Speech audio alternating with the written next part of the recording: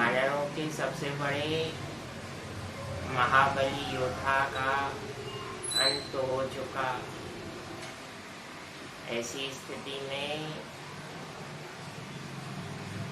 मैं इस रक्त रंजित सिंहासन पर कैसे विराजूं?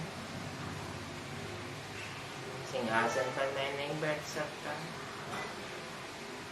श्री राम जी ने महाराज सुग्रीव और बाली की धर्मपत्नी जो अपने पति के दिवंगत होने से अति दुखी है, रानी तारा, इन सबको राम जी ने जीवन का वास्तविक सत्य संक्षिप्त उपदेश में बताया है। सुग्रीव कहने लगा, प्रभु मैं तो अपने भाई का हत्यारा हूँ, मैं उनके आसन पर कैसे विराज पाऊंगा?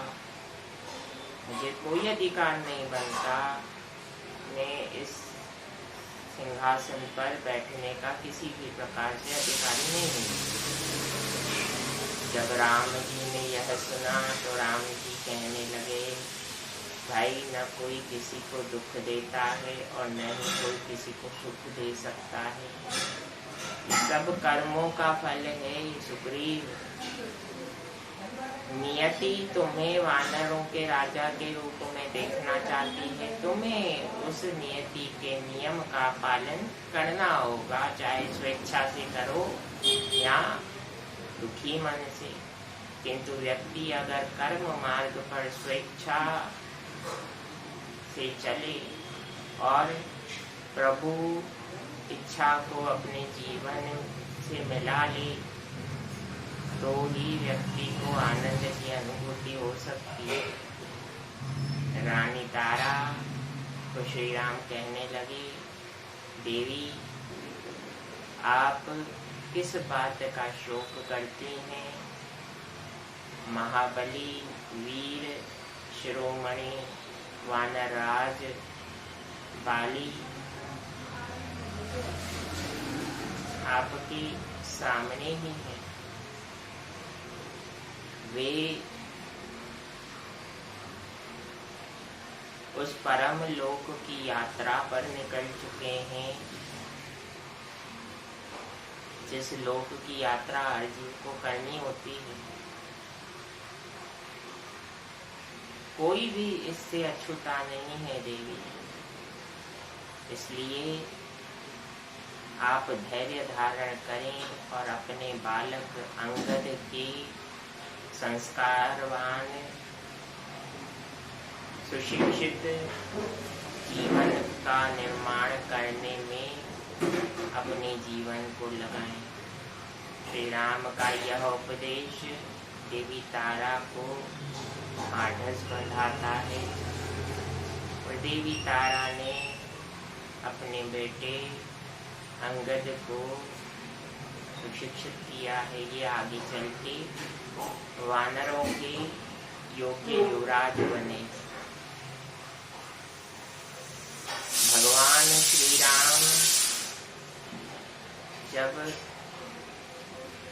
सुग्रीव को मनाते हैं, सुग्रीव कहते हैं, प्रभु मैं सिंहासन पर बैठूंगा, लेकिन मेरा राज्याभिषेक आपकी उपस्थिति में हो तो अच्छा, क्योंकि आप उपस्थित होंगे तो मैं मर्यादित जीवन के प्रति संकल्पवान बना रहूंगा।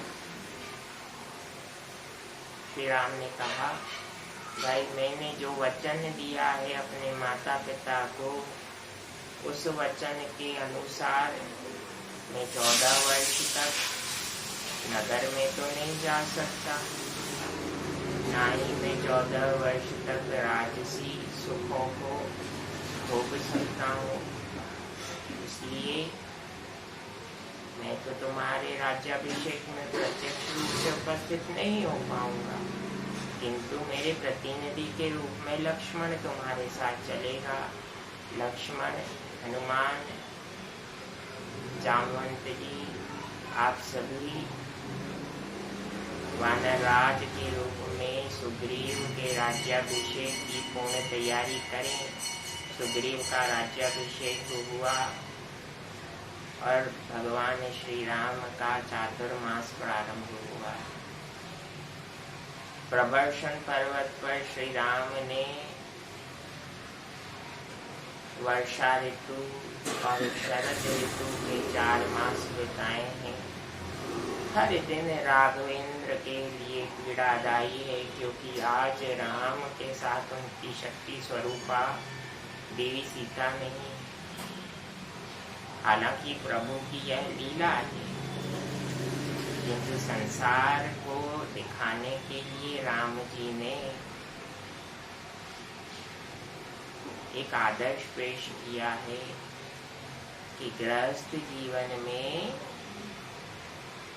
सुख और आनंद की स्थापना का प्रयास एक पक्ष नहीं कर सकता। पति और पत्नी, पति परमेश्वर और धर्म पत्नी, ये दोनों आपसी सहयोग, एक दूसरे के उत्थान तथा परिवार के भले के लिए जब तक कार्य नहीं करते मिलके, तब तक प्रसन्नता नहीं आ सकती। श्री राम के दुख को लक्ष्मण जी देखते हैं, वे भी दुखी होते हैं। 4 माह पूर्ण हुए। एक दिन प्रभु श्री राम ने प्रातः काल को रोष प्रकट किया और कहा, सुग्रीव इतना लोभी और लालची निकलेगा लक्ष्मण, मैंने तो स्वप्न में भी नहीं सोचा था। मैंने अपने जीवन के इतने बड़े दुख को रजकण के समान छोटा मानकर सुग्रीव के जीवन के राजसी दुख को बड़ा माना, किंतु उसने क्या किया? उसने श्री सीता जी की खोज करने के लिए अब तक कोई प्रयास नहीं किया। शेष कथा को कल गाएंगे समयानुसार, प्रभु इच्छानुसार। राम जी जीव को यही बता रहे हैं कि मनुष्य परिस्थिति के अनुसार आप अपने आचरण को अपने अनुकूल बनाइए। जब तक अपने अनुकूल आचरण को नहीं बनाएंगे, परिस्थिति को नहीं समझेंगे, तब तक उस आनंद की अनुभूति हम नहीं कर पाएंगे। प्रसन्न रहें, आनंदित रहें। जय सिया राम, जय जय हनुमान, प्रणाम।